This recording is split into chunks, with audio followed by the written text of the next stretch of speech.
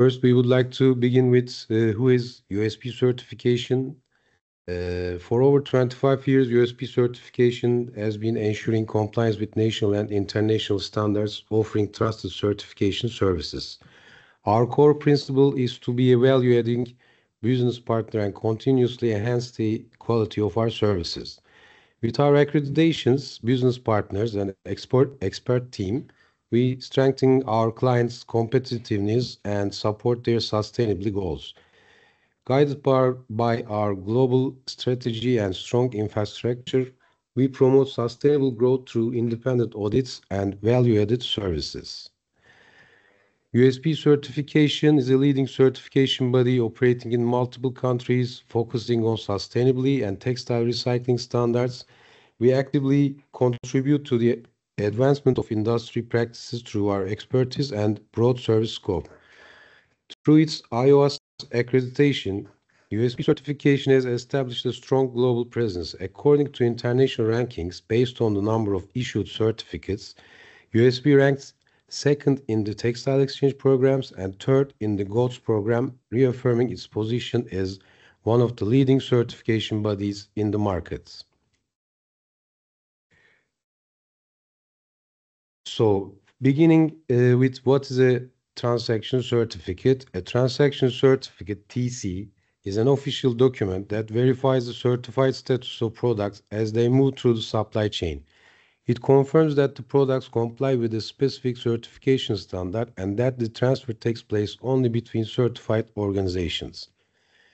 A TC is issued when a certified material is sold or shipped from one certified supplier to another organization.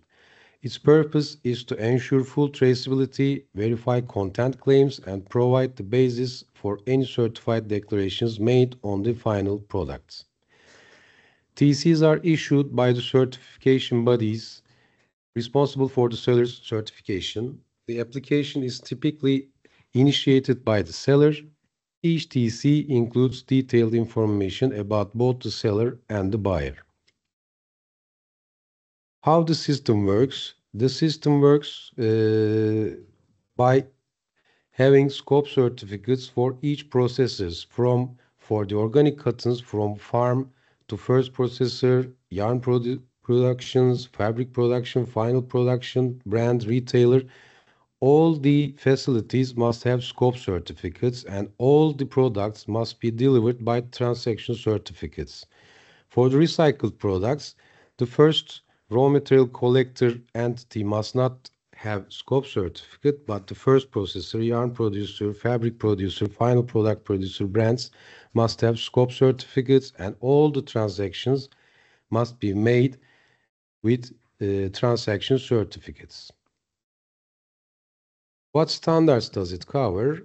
TCs are issued under voluntary sustainable standards, such as those listed below. GOTS, Global Organic Textile Standard, OCS, Organic Content Standard, GRS, Global Recycle Standard, RCS, Recycled Claim Standard, RWS, Responsible Wool Standard, RMS, Responsible Mohair Standard, SFA, Sustainable Fiber Alliance, Regenerate for Regenerative Standard. Each standard may have its own procedures and TC requirements, yet the core principle remains unchanged to verify whether the product has remained within a certified supply chain. Beginning with Textile Exchange ID, a TE ID is a unique identification number assigned by Textile Exchange to each facility. It is defined for all parties listed on a transaction certificate, including certified companies, uncertified buyers, consignees, and traders. The standard requirement as on ASR 104 is, before a TC is issued, the certification body must ensure that a valid TE ID exists for the following parties. They are seller, buyer, and consignee. If any of these parties are uncertified organizations, their TE ID must still be indicated because uncertified organizations can also have TE IDs. As of 1st December 2025, there was a critical update, and according to the latest implementation decision, any facility without a valid TE ID will not be eligible to receive a scope certificate a transaction certificate, and this rule will be strictly enforced as of 1st September 2025. Once a complete and valid TC application is received, the CB must issue the TC within 14 calendar days. At USP, we claim that we will issue the TCs in 3 business days. If the application is incomplete, the CB must notify the applicant of the missing information within 14 days. If an error is identified or a revision request is made, the CB must correct the TC again within 14 days. A 14-day period refers to the document issuance time frame. It is calculated from the date of receiving a complete and valid application. It is not the initial submission date. Application timings based on shipment dates are: if the application has been made in 90 days, CB must issue the TCs.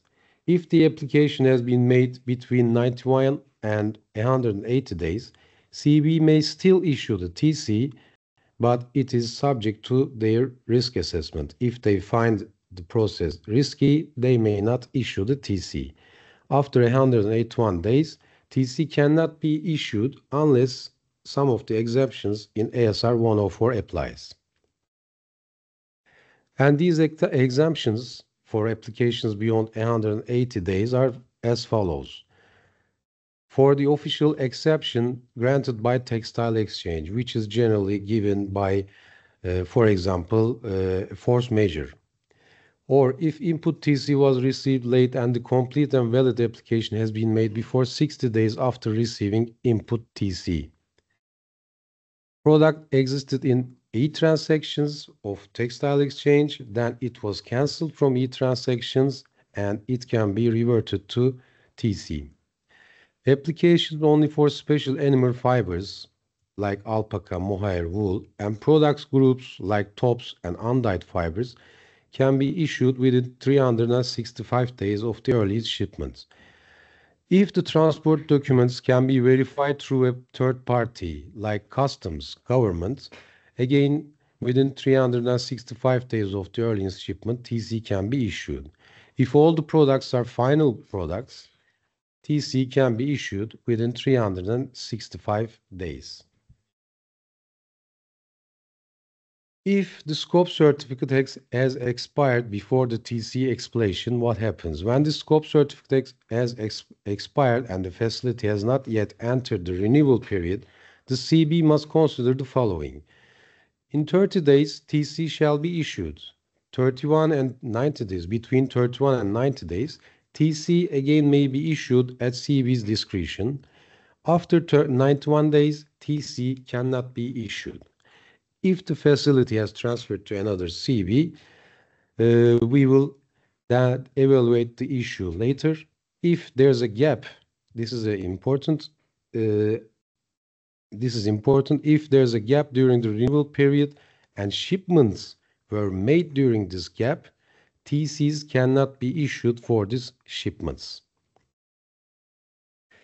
If a facility changes its certification body, the former CB remains responsible under the new scope certificate issued. Once the new scope certificate issued by the new CB, responsibility is fully transferred to the new CB. The new CB must verify whether the products comply with the certification requirements and responsible for conducting volume reconciliations. During the issuance of the new scope certificate, the former CB scope certificate number must be submitted to DTRACIT, and on the TC field 12, it must be included a statement with the licensing code assigned by the former CB at the time of shipment. For example, seller was certified by CB ABC on the applicable shipment date. During suspension of the CB cannot issue any TCs. However, the CB may continue to receive and review applications. The suspension period is not counted in any time calculations. Once the suspension is lifted, the CB must take action within 14 days. A certification body may issue a single TC covering multiple shipments if all the following conditions are met. The seller, the certification body, and the buyer must mutually agree on including multiple shipments within one TC, as well as on the shipment count and or the time period to be covered. All shipments listed in a single TC must originate from the same seller and the same location. All shipments listed in a single TC must be sold to the same buyer. A single TC may include a maximum of 100 shipments and 1,000 products per items. The term product refers to each unique product line listed in box 10, not individual units. The maximum time period a single TC may cover is 90 calendar days, calculated from the date of the first shipment to the date of the last shipment. Now, if we take a look at the field boxes on the TC template, box 1 belongs to the certification body, the name, complete address, and the valid licensing code assigned by Textile Exchange or GOTS must be clearly stated on this box. Box 2 is the seller's box. The name and full address of the certified company must be stated. The scope certificate number and version along with TE ID must be indicated. If the shipments listed on the TC fall within a period covered by multiple scope certificates during recertification, only the most recent scope certificate number shall be entered, and the seller must be listed on the relevant scope certificate, and subcontractors cannot be sellers. Only main units or the facilities can be seller. On box 2, some additional informations can be mentioned. If the seller is not the main facility named on the scope certificate, the name of the certified facility on whose behalf sales are made as indicated on the cover page on the scope certificate with selling on behalf of. If the seller is directly part of the certified entity, the selling on behalf of statement and the certified facility name are not required and may be omitted. In such cases, during data entry into DTrackIt, the certified facility name must be provided and matched with the seller's name. So it is important to have the seller's name matched with the Textile Exchange website. If the products are delivered to the buyer through a non-certified trader, the trader's name must be listed on the TC, and if they have, their TE ID must also be included. If multiple non-certified traders are involved, each must be clearly listed. The license number of sellers may also be included as additional information, but it is not mandatory anymore. For box 3 is the buyer's area. It is same as the seller. If the buyer is not the main facility named on the scope certificate, buying on behalf of must be used. Subcontractors are not authorized to make direct purchases on behalf of a certified subcontractor organization again. If the buyer is either a certified entity itself or not certified at all, the buying on behalf statement and the buyer certified organization name may be omitted from the TC. In such cases, data entry is submitted to DTrackIt must include the buyer name matching with the Textile Exchange system. Optionally, the license number assigned by the buyer certification body may also be included, but again, it's not mandatory. Box 4 is the gross weight box, the total weight of the products listed on the transaction certificate, and it must be stated in kilograms. The value must be exactly equal to the sum of the gross shipping weights of all shipments listed in box 9. Box 5, net shipping weight box. The total weight of all products covered by the transaction certificate, excluding packaging, must be stated in kilograms. The value may include non-certified parts of the product, such as decorations or accessories, but the sum of the net shipping weights for each product listed in box 10 may be equal to the value stated in this box. The total weight of the claimed material must be stated in kilograms, excluding packaging, non-certified materials, and any components not covered by the certification. Certified weight must be equal to the sum of the certified weights of each product listed in box 10. Certified accessories or trimmings are included in this total. If the transaction certificate covers multiple standards, the certified weight of each standard must be listed separately. Box 7 is the CB declarations parts, and only the standard text defined in the template must be used in this box, and they are automatically coming to the TCs. In OCS TCs, this section is also used to declare that all organic fibers used are certified under a valid organic farming standards. For USTANOP's organic standards, it must be mentioned as certification of the organic material used for the products listed complies with USTANOP rules, yes or no. If any product listed on the transaction certificate does not comply with USTANOP rules, the option no must be selected. This means if there is multiple raw materials used, for example, 3 raw materials used, and one of them doesn't comply with USTANOP, then the output product cannot be complied with USTANOP anymore. In conversion materials also cannot be listed as compliant with USTANOP rules.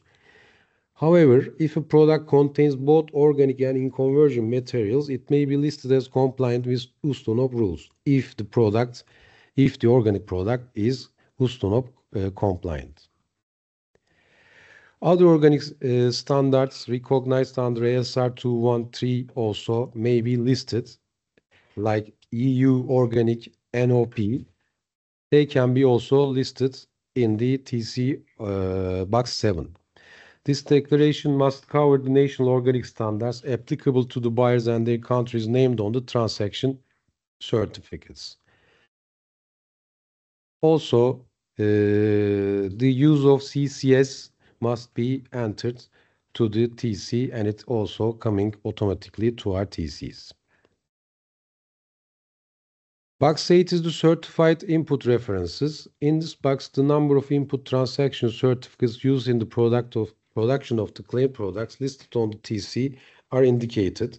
These numbers are recorded to ensure traceability of the products. However, in certain specific cases, the field must be marked as non-applicable. For OCS first processors, for example, for facilities performing the first processing step under the OCS standard, an input TC is not required, therefore not applicable must be written. For RDS or REF farm certificates, if farm level scope certificates are used and no claimed material has been purchased, the field should also state not applicable. RCS and GRS recycles if a material declaration form is used and the collectors, sorters, or recyclers are not RCS or GRS certified, no input TC is required, and the field should state again not applicable.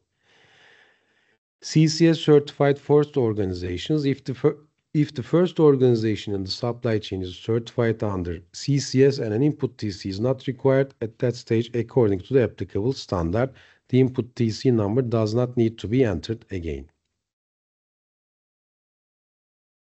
For OCS first processors, some additional requirements are needed.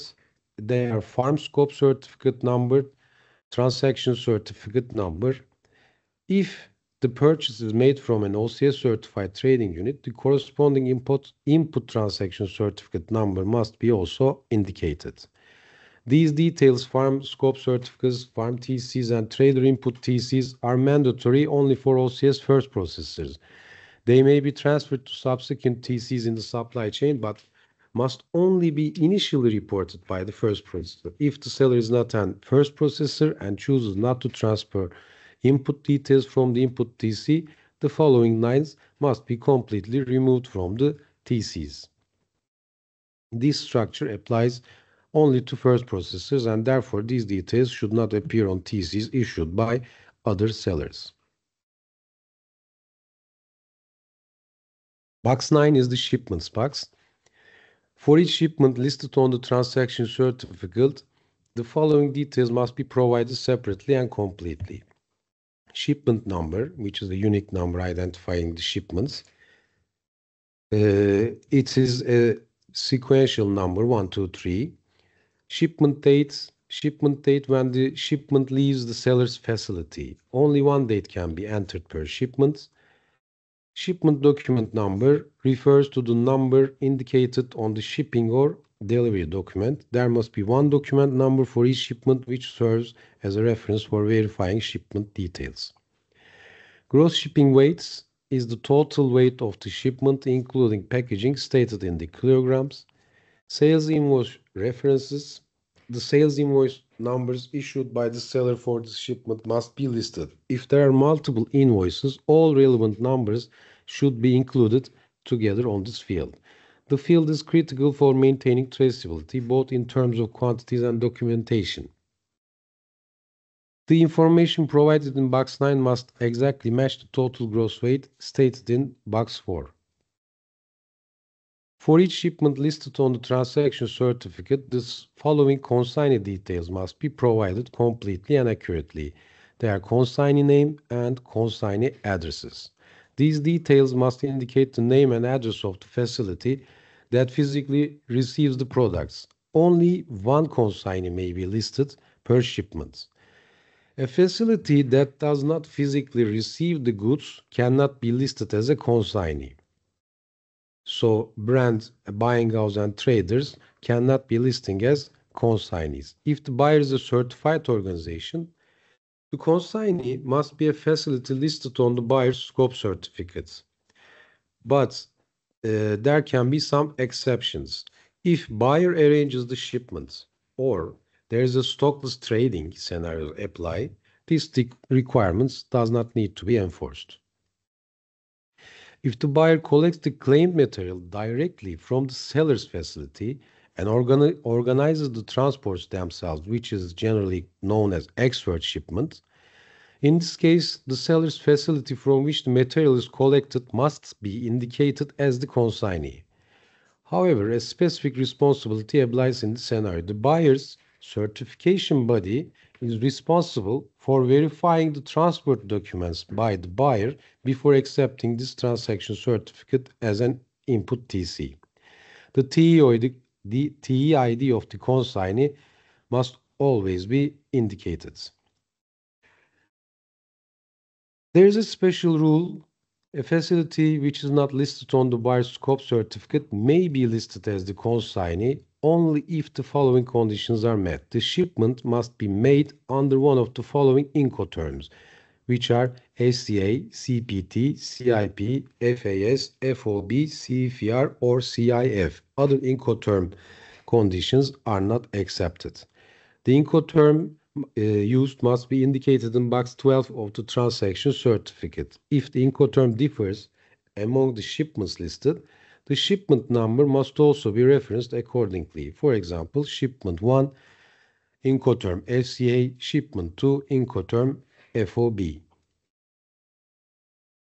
Box 10 is the certified products box.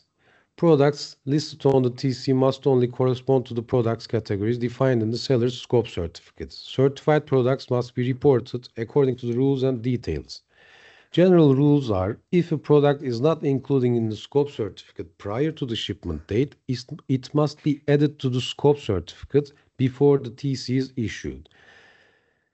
This product addition does not require any additional audits. If the same product appears in multiple shipments, for example, sent in 2 different trucks, each shipment must be reported as a separate product entry. Even if all other details are identical, products must be distinguished per shipment on the TC. On the box 10, there are some required fields, and the explanations of these fields are like this. TC product number. This is a unique sequential number identifying each product with the TC 1, 2, 3. Product order number, purchase order number issued by the buyer, for example, PO 4567321. The product article number is a unique product code used in the seller system to identify the product. It can be SKU number, lot number, style number, etc. And TC product number of units indicates the number of units shipped for this product. It can be, for example, 1,200 pieces or 10 bales or it can be 100 meter. The product net shipping weight is the total weight of the products excluding packaging. For example, it applies to fabric, apparels, yarns, etc. Represents the pure physical weight of the product, and the unit must be kilograms. Supplementary weight is the total weight of non-claimed accessories, just like zippers, buttons, labels, or components not covered by the certification.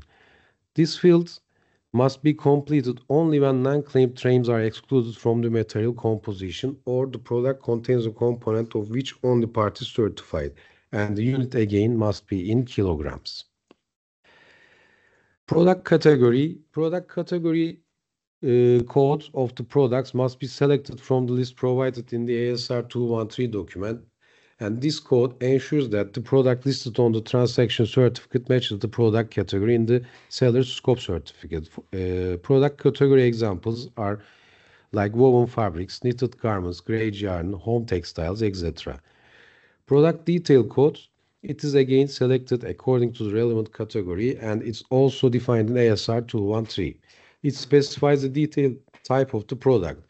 This must match the detail description defined in the scope certificate again. Examples are shirts, blouses, babies' clothing, woven fabrics, carded yarns. Material composition field must indicate all materials contained in the products, including both claimed and non-claimed materials, along with their respective percentages. Each material must be reported as follows. It is the way how it is reported to D-track it.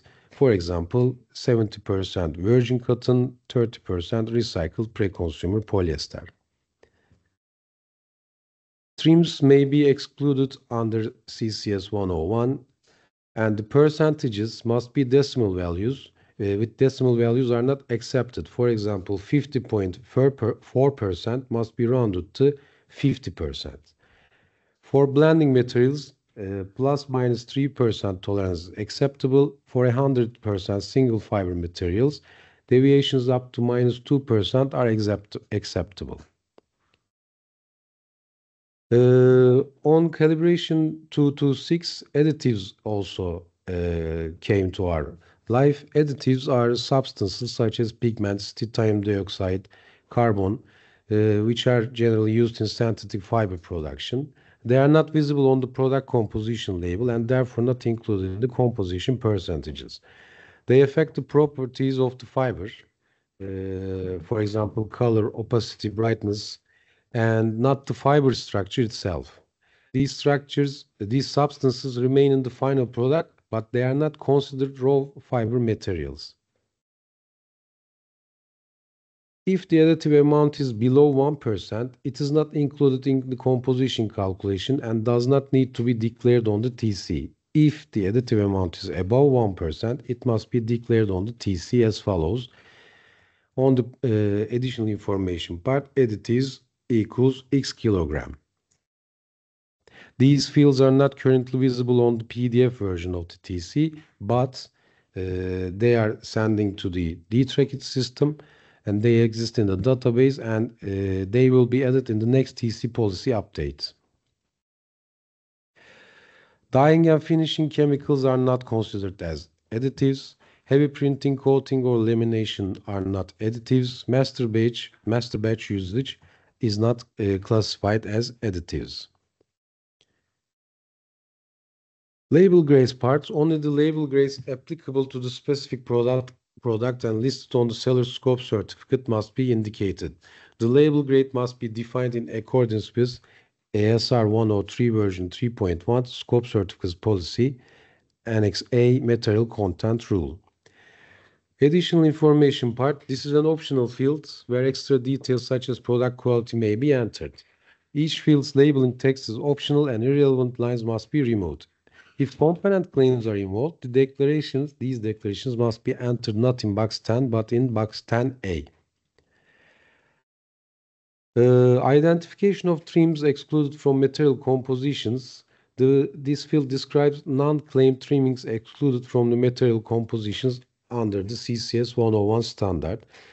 Reference to other transaction certificates part is if the product is also covered under another textile exchange standard and listed on a separate transaction certificate, the relevant TC number must be indicated along with the statement also certified by these standards or see associated TC. For example, if the input TC is 50% organic cotton and 50% recycled pre-consumer polyester, and on the input TC product to 80% organic cotton, 20% recycled pre-consumer cotton, they are certified separately. If the company is certified separately under OCS and RCS, then you can show it like this. On TC number 00012, 65% the output product, 65% organic cotton, 25% polyester, 10% cotton. And on the RCS TC, USP TC 13, organic cotton must be shown as conventional cotton, 65 cotton, 25% recycled pre-consumer polyester, 10% recycled pre-consumer cotton. And on the associated TC part, on the OCS TC, the number of the RCS TC, which is USP TC 13, must be shown. And on the RCS TC, the OCS TC's number, which is USP TC 12, must be shown on the associated TC parts. If the company has a multi-standard scope certificate, then they can issue the TC as multi-scope certificate, as multi-TC. And on the technical informations, some technical informations are needed for product types. For fiber products, the fiber length in millimeters and fiber fineness is needed. For yarn products, yarn count must be specified. For fabric products, fabric weight in GSM and fabric construction details are needed. For garments and finished textile products, the fabric weight grams square meter of all claimed materials used in the product must be provided. On the additional information part, any other technical information that does not fit to the above category can be entered on the additional information parts. The last processor name and TE ID can also be mentioned on the TC, but if the seller prefers not to enclose this information, the last processor name must be filled with undisclosed. And last processor's country region must be on the TC because this is mandatory, and even if the identity of the last processor is not disclosed, the region and country of the last processor must be mentioned on the TC. Box 10A is the certified components part. If certification claims for a product are made on a component basis, all certified components must be listed in this field. The field applies only to finished products and must not be used for intermediate products. Whenever a component-based structure exists in the transaction certificate, box 10A must be completed. Non-certified components must not be listed here for the final products. For a finished products, claims can either made as entire product or it can be made by components.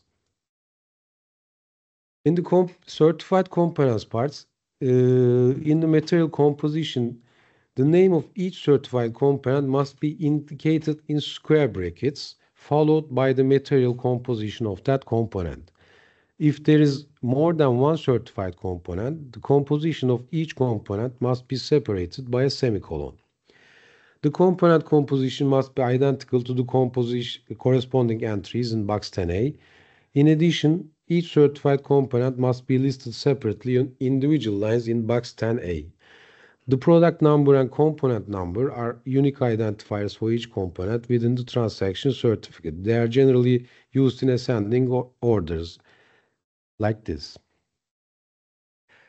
Net shipping weight is the total weight of the component excluding packaging, and it's again expressed in kilograms. Supplementary weight part is the total supplementary weight of non-claimed accessories excluded from the material composition. The component detail part is the total weight of the claimed material contained in the component. If the component is certified under multiple standards, the total certified must be entered. If the component detail part is the name of the component as defined in the scope certificate, and it must be indicated here. Here is the certified component example from Textile Exchange, TC. The product is a women's apparel and jacket, and as you can see, material composition. It combines the components with square brackets, inner lining, filling, and outer shell. And in box 10A, product component number 11, component detail is inner lining, and its composition is there. And on product 2, it's filling parts, and again, material composition is mentioned. And on the outer shell part, again, metal composition and other informations and weights has been mentioned. Raw material for the box 11 certified raw materials and declared geographic information parts. Raw material name, raw material code, certified weight, country or area or origin, and also the state province are mandatory lines. The total certified weight listed for each standard and raw material must be exactly equal to the total certified weight indicated in box 6. And for raw materials originating from other standards recognized as fully equivalent by Textile Exchange, the country area or of origin information must be taken from the corresponding transaction certificate issued under that standard, if available. If such information is not provided on the transaction certificate, it must be obtained directly from the supplier. If the same raw material originates from multiple countries, regions, and states, provinces, the situation can be reported using one of the following methods. First method is the preferred separated weight declaration method. The certified weight must be indicated separately for each raw material and its geographic origin. If the exact weight is not known, it may be estimated based on the origin proportions provided in the input transaction certificates.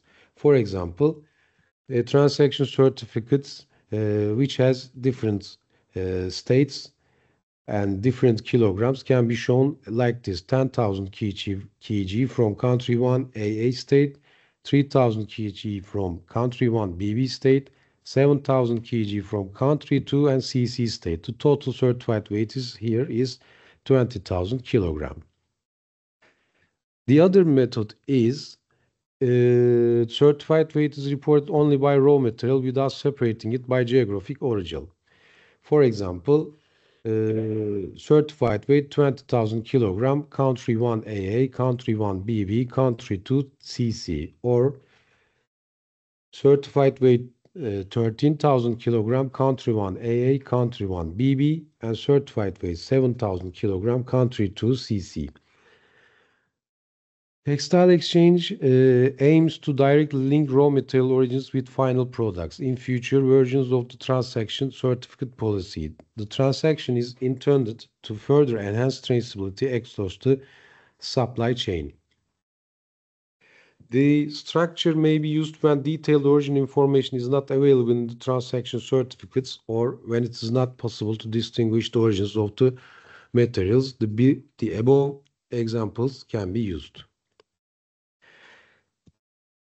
If the transaction certificate, input transaction certificate does not contain geographic information, if the TC was issued before April 1, 2023, the certification body that issued the input TC or the seller listed on that input TC, we may obtain the geographic origin from certification body or the seller. If the input TC issued on or after April 1, 2023, the certification, it can be obtained from the certification body must request the issuing CV of the input TC or revise the transaction certificate so that it includes the required geographical origin. If the geographic origin information cannot be identified, the application must be rejected. Box 12, the seller declaration parts. This part is reserved for information declared by the seller that has not verified by the certification body. They can include different informations. If the seller indicates that certified products were processed by a subcontractor while ownership remained within the seller, this must be declared in this field. The seller may also declare name of the subcontractor, specific processing steps that were outsourced, or the products involved in the outsourcing, etc.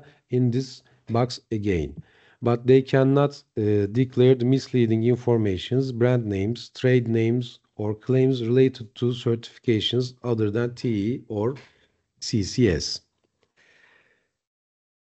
Some examples of permitted declarations, for example, outsourcing was used only for products 1 and 2. Supplier ABC is supplier for product 1. The seller labeled the product for product 1. The claim approval is on file with the buyer certification body. These kind of informations can be mentioned on the seller declaration part. But the certification body must not include any statement it knows to be false or misleading in this field. TC revision and cancellation conditions.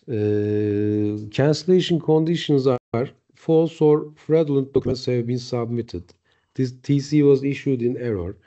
The input TC has been invalidated. The declared materials products are not eligible anymore, or at the seller's request, for example, when materials are returned to the seller, the TC can be cancelled. If when a transaction certificate is invalidated, the certification bodies are required to inform both the buyer and the buyer's CB.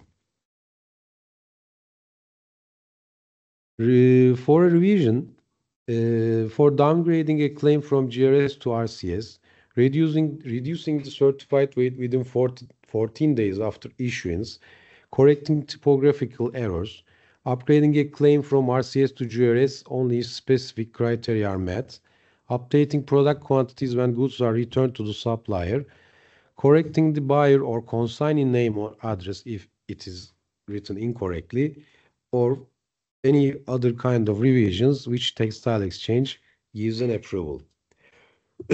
Again, when a transaction certificate is revised, CB must notify both the buyer and the buyer's CB. And lastly, we would like to show some of the GOTS requirements. For GOTS, non-GMO conventional virgin or recycled natural vegetable fibers, non-GMO conventional virgin or recycled animal fibers, organic mechanical recycled natural vegetable or animal fibers derived from pre-consumer wastes, lyocell or protein-based regenerated fibers, and products like them can be allowed up to 30%. Pre or post-consumer wastes, only polyester, polyamide, polypropylene, elastomultiester, and polyurethane elastan can be allowed up to 20%. Regenerated fibers like lyocell, viscose, or modal can be, and also virgin synthetic polymer fibers, only polyamide, polypropylene, elastomultiester, and polyurethane can be allowed up to 10%.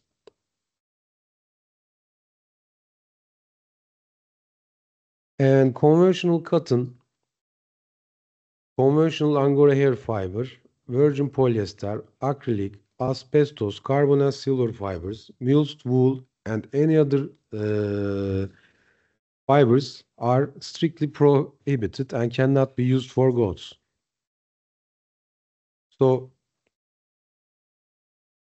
this is all for our webinar for now. If you have any questions, we may receive them from the chat box.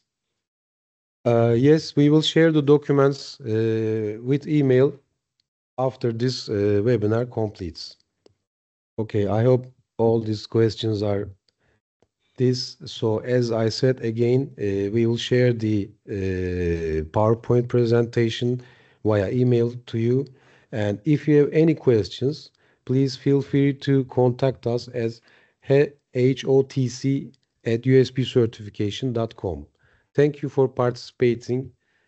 Hope to see you in our next webinar. Thank you very much and goodbye.